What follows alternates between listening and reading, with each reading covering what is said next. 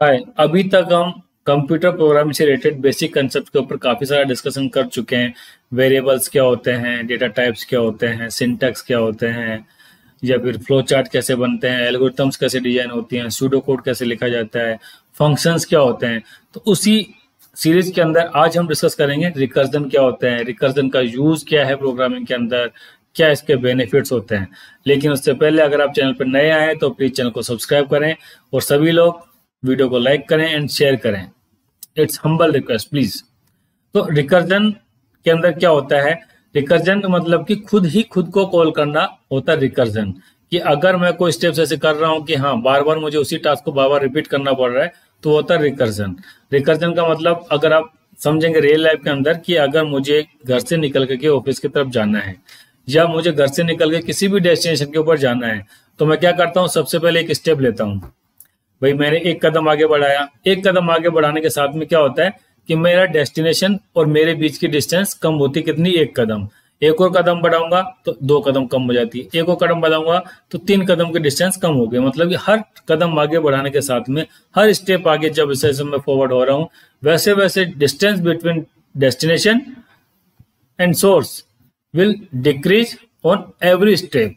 हर step के ऊपर distance कम होती जाती है। मतलब ये होता है रिकर्जन के अंदर कि मैं स्टेप लेना तो मेरा काम है जो कि बार बार मैं ले रहा हूं, लेकिन मैं कब तक लेता रहूंगा, जब तक कि मैं अपने डेस्टिनेशन में नहीं पहुंच जाता। तो इसी तरीके से रिकर्जन होता है कि खुद कंप्यूटर प्रोग्रामिंग के अंदर कोई अगर एक टास्क है वो खुद को कॉल करती है जब तक कि उसका एंड पॉइंट नहीं आ जाता। तो रिकर्जन को क्या बोलते हैं, solving a problem using the solution of smaller sub problem, a smaller version of the same problem. अगर हमें एक ही तरह की प्रॉब्लम को सोल्व करना है, बार बार उसी के अंदर आ रही है, तो वो खुद ही खुद को कॉल कर लेता है। जैसे कि मान लीजिए फैक्टोरियल 4 अगर हम निकालते हैं, तो फैक्टोरियल 4 क्या होता है, 5 को मल्टीप्लाई करते हैं फैक्टोरियल 4 से, और फैक्टोरियल 4 कैसे निकलेगा, 4 को मल्टीप्लाई करते हैं फैक्टोरियल 3 से। तो क्या हो गया कि एक फैक्टोरियल को किसी नंबर से मल्टीप्लाई करना है। तो ये आ गई मतलब सेम टाइप की प्रॉब्लम है जो कि खुद को खुद से बार बार कॉल कर रही है। अब स्टेप के अकॉर्डिंग जैसे मैंने समझा कि मैंने एक स्टेप लिया कि मुझे चलना है, चलना कब तक है, जब तक कि मेरा ऑफिस नहीं आ जाता या मेरा डेस्टिनेशन नहीं आ जाता। तो उसके अंदर टास्क तो क्या हो गई, चलना। कब तक चलना है, जब तक कि मेरा डेस्टिनेशन नहीं आ जाता। तो defining a problem in terms of itself is called recursion. Solving a problem using the solution of smaller sub problem, smaller version of same problem is called recursion. अब रिकर्जन इन कंप्यूटर प्रोग्रामिंग क्यों use में आती है, in computer programming the term recursion describe a function और method that repeatedly calculate a small part of itself to arrive at final result. तो computer programming के अंदर recursive का मतलब होता है कोई एक फंक्शन या मेथड। फंक्शन और मेथड दोनों सेम होते हैं, किसी प्रोग्रामिंग के अंदर फंक्शन बोलते हैं, कोई उसको मेथड बोल देता है। तो एक फंक्शन या मेथड जो खुद ही खुद को कॉल करता है बार बार, उसको कहते हैं रिकर्सिव फंक्शन या recursive process. It is similar to iteration. Iteration मतलब लूप्स होते हैं, वाइल लूप है, डू वाइल है, फॉर लूप है। इन सब के अंदर भी क्या होता है, सेम टास्क को बार बार रिपीट करा जाता है। तो बिल्कुल सिमिलर हो गया, रिकर्जन भी सिमिलर हो गया इटरेशन के अंदर, लेकिन थोड़ा चेंज होता है।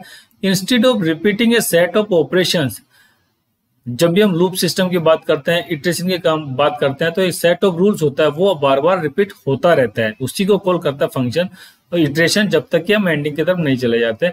But recursive function accomplish repetition by referring to itself in its own definition. जो खुद की डेफिनेशन है वो खुद को ही खुद के बार बार कॉल करता हुआ चला जाता है recursive function. Recursive occurs when a function call itself directly और इनडायरेक्टली। मतलब एक फंक्शन खुद को ही कॉल करता है, या तो डायरेक्ट या इनडायरेक्ट। एक डायरेक्ट और इनडायरेक्ट क्या होता है ये हम आगे डिस्कस करेंगे इसके अंदर कि डायरेक्ट रिकर्सिव और इनडायरेक्ट रिकर्सिव कैसे होते हैं। अब रिकर्सिव फंक्शन है, हम ऑलरेडी जानते हैं या डिस्कशन कर चुके हैं कि जब भी कोई प्रोग्राम बनता है तो प्रोग्राम में कुछ फंक्शन बनेंगे, तो हर चीज का एक एल्गोरिथम होती है। इस प्रॉब्लम को सोल्व करने की सेट ऑफ रूल्स हम डिफाइन कर लेते हैं इंस्ट्रक्शंस के थ्रू। तो उसी तरीके से रिकर्जन की जब एल्गोरिथम लिखते हैं, एल्गोरिथम लिखने का तो सेम प्रोसेस है, लेकिन रिकर्सिव वाली एल्गोरिथम है या रिकर्जन एल्गोरिथम कोई है, तो उसके अंदर कुछ पॉइंट्स का एक्स्ट्रा ध्यान हमें रखना पड़ता है।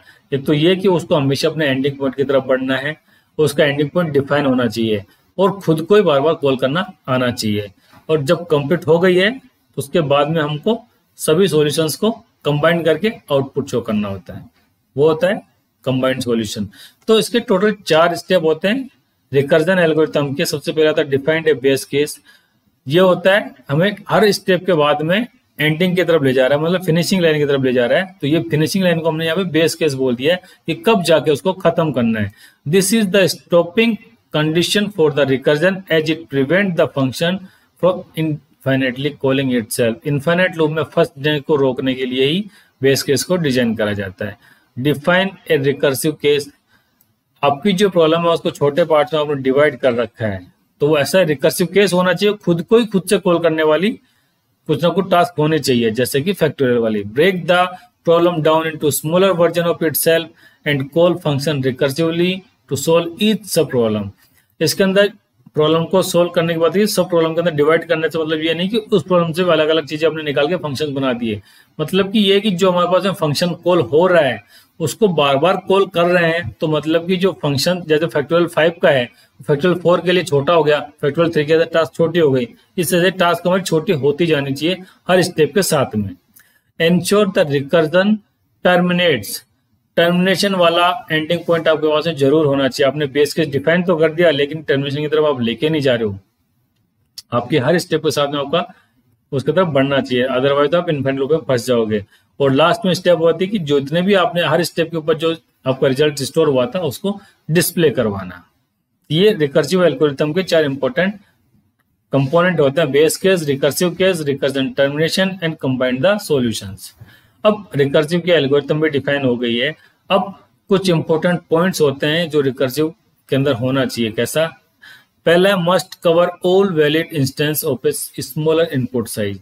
जब आप रिकर्सिव फंक्शन को डिफाइन कर रहे हैं या रिकर्सिव एल्गोरिथम को डिफाइन कर रहे हैं तो छोटे से छोटे इनपुट के बारे में आपको आइडिया होना चाहिए कि ये इनपुट जानने पे आपकी एल्गोरिथम किस तरीके से बिहेव करेगी, ये फंक्शन किस तरीके से बिहेव करेगा।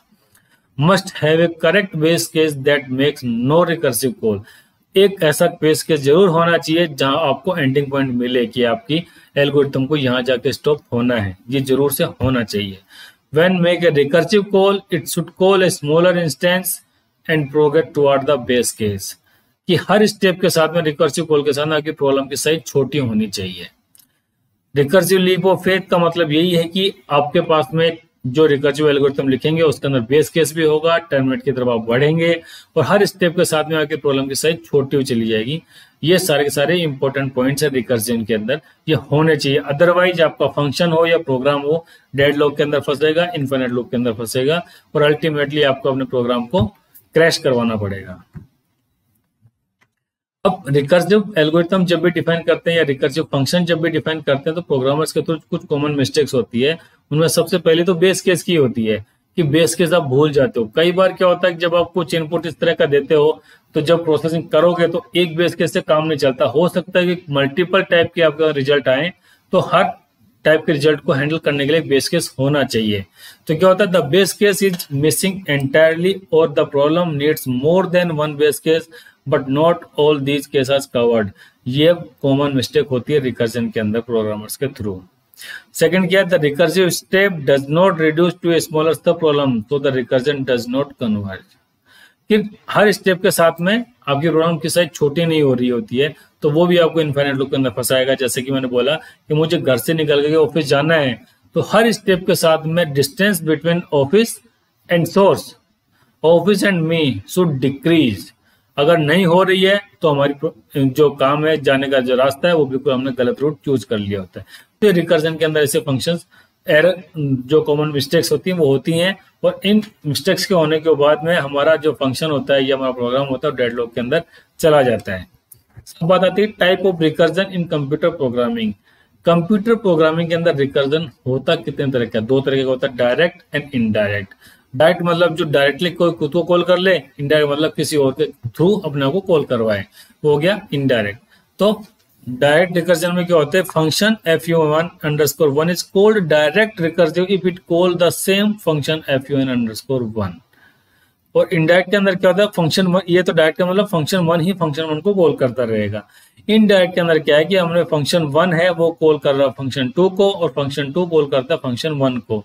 तो एक लूप बनता है, एक साइकिल बनता है। उसके अंदर ये आ जाता है इनडायरेक्ट, मतलब खुद को कॉल तो करता है बट इनडायरेक्ट वे के अंदर, that is called indirect recursion.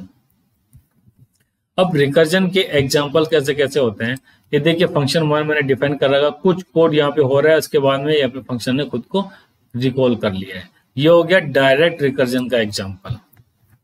और जहाँ पे आगे इनडायरेक्ट रिकर्जन का एग्जांपल की वॉइड फंक्शन अंडरस्कोर 1 एक फंक्शन है जो फंक्शन 2 को कॉल करता है, जो फंक्शन 2 आ गया ये फंक्शन 1 को कॉल करता है, तो 1 ने 2 को कॉल करा एंड 2 ने 1 को कॉल कर लिया, तो इससे हो गया इनडायरेक्ट रिकर्जन। तो इस तरीके से रिकर्जन के टाइप हो जाते हैं। अब बात आती है कि रिकर्जन एंड इटरेशन, जब दोनों ही का काम है कि किसी पर्टिकुलर टास्क को बार बार रिपीट करना, तो उनके अंदर डिफरेंस क्या है, सिमिलरिटीज क्या है। सबसे पहले रिपीटेशन, बिल्कुल रिपीटेशन रिकर्जन में होता है और इटरेशन के अंदर भी होता है, लेकिन इटरेशन का जो भी एक्सपेक्टेशन होती है, रिपीटेशन जो वो एक्सक्लूसिवली डिफाइन होता है कि कितनी सेट ऑफ इंस्ट्रक्शंस को आपको बार बार रिपीट करना है, जबकि रिकर्जन के अंदर वो खुद ही खुद को कॉल करता है, तो आपकी प्रॉब्लम की साइज छोटी होती हुई चली जाती है। टर्मिनेशन केस, दोनों के अंदर टर्मिनेशन केस होते हैं, बिल्कुल होते हैं। ये जब लूप की कंडीशन फॉल्स हो जाएगी तो रिपीटेशन बंद हो जाएगा, इटरेशन के अंदर बंद हो जाएगा। रिकर्जन के अंदर हर स्टेप के बाद में आपको बेस केस की तरफ पहुंचना होता है, जब बेस केस रीच हो जाएगी तब आपका फंक्शन का जो रिपीटेशन है वो बंद हो जाएगा, टर्मिनेट हो जाएगा। इसके बाद में आता है इनफाइनाइट रिपीटेशन, दोनों में पॉसिबल है बिल्कुल। अगर कंडीशन हमेशा ट्रू रही तो इटरेशन भी इनफाइनाइट लूप में फंसा देगा, और रिकर्जन के अंदर अगर आप बेस केस की तरफ नहीं बढ़ रहे हैं तो आप इनफाइनाइट लूप के अंदर फंस जाएंगे। अब है application of recursion in problem solving. ये प्रॉब्लम सॉल्विंग के अंदर रिकर्जन का यूज कौन कौन सी एप्लीकेशन बता, कुछ एग्जांपल्स हमने यहाँ पे लिस्ट आउट करे हैं। जैसे कि सबसे पहले डिवाइड एंड कॉन्कर अप्रोच, ये सारी एल्गोरिथम्स हैं, इनके अंदर प्रोग्राम बेस्ड होते हैं, किसी प्रॉब्लम को सोल्व करने के तरीके होते हैं। Solving searching and sorting algorithm, dynamic program problems, problem solving using backtracking, solving link list problem, solving tree problem. तो इस तरह की सभी प्रॉब्लम्स को हम रिकर्जन के थ्रू सोल्व कर सकते हैं। Graph problem, designing approximation algorithms, ये सब रिकर्जन के थ्रू इजीली सोल्व कर सकते हैं। तो इसी के साथ हमारा रिकर्जन कंप्लीट हो जाता है। Okay, thank you.